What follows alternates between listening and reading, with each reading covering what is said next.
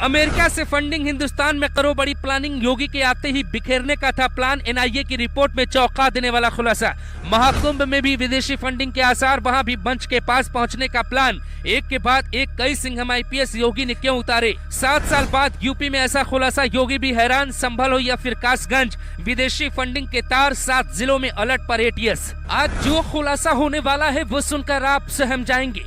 योगी UP के CM बने थे तभी अमेरिका के वॉशिंगटन से फंड आया था। फंड जिन लोगों को मिला था उन्हें एक जानकारी भी मिली, उन्हें क्या करना है, कैसे यूपी का माहौल खराब करना है, कैसे योगी की कुर्सी हिलानी है, कैसे मुसलमानों को सड़क पे ला के विरोध प्रदर्शन शुरू करवाना है।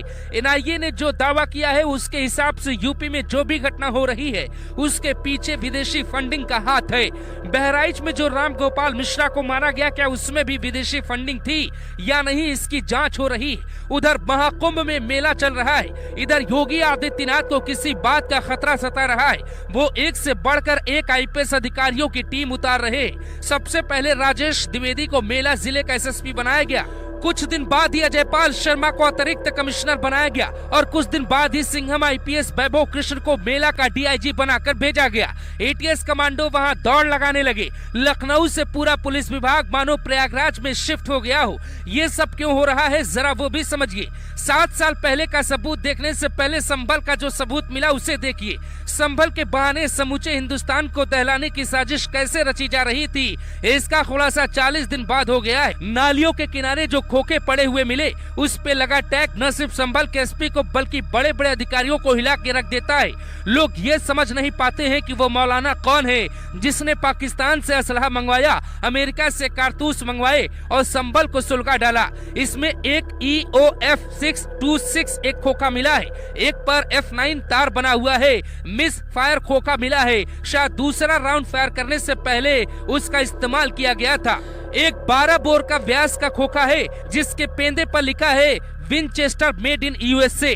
6 फायर और मिस फायर वाले कारतूस फॉरेंसिक टीम को चेकिंग में मिले जो पाकिस्तान ऑर्डिनेंस फैक्ट्री के सलहे, जिसमें साफ पता चलता है कि ये बिल्कुल सीरियस मैटर है। इसके साथ ही अब एनआईए ने कासगंज के चंदन हत्याकांड का खुलासा करते हुए कुछ चौंका देने वाली बात कही है। एनआईए विशेष कोर्ट ने इस मामले में आदेश जारी करते हुए बताया कि न्यूयॉर्क, लंदन, भारत से संचालित कई एनजीओ ने आरोपियों को फंड पहुंचाया था। कोर्ट ने इस फंडिंग के सोर्स और इसके उद्देश्यों पे सवाल उठाते हुए सरकार से जांच की सिफारिश भी की है।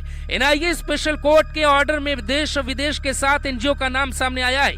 चंदन गुप्ता के हत्यारोपियों की मदद के लिए न्यूयॉर्क और लंदन से चल रहे एनजीओ से फंडिंग की गई।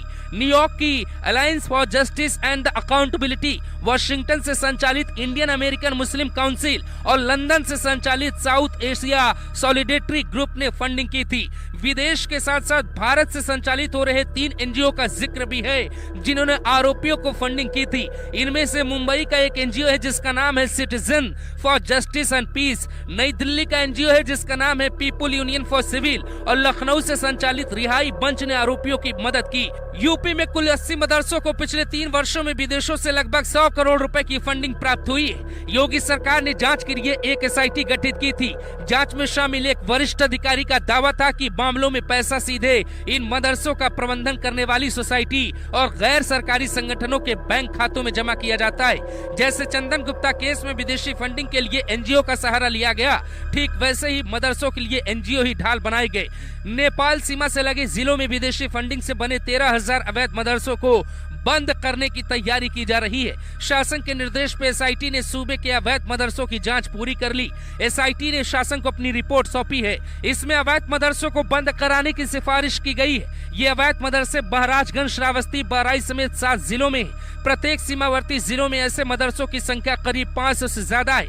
मतलब साफ है, कुछ भी हो जाए विदेशी ताकतें हिंदुस्तान को हिलाने की पूरी कोशिश कर रही, लेकिन कामयाब नहीं होंगी क्योंकि प्रयागराज में खबर लगते ही एटीएस भी पहुंच गई है।